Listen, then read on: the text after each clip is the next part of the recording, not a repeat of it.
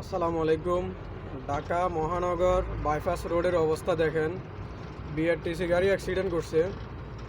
বাংলাদেশের সবচাইতে নিকৃষ্ট এখন রাস্তা হচ্ছে ঢাকা মহানগর বাইপাস রোড। দেখেন বিআরটিসি গাড়িটা কীভাবে অ্যাক্সিডেন্ট করছে, মানে এত বাজে এখন অবস্থা এই রাস্তার, যা বলার বাহিরে। বাংলাদেশের সবচাইতে এখন জঘন্য রাস্তা হচ্ছে এই রাস্তাটা।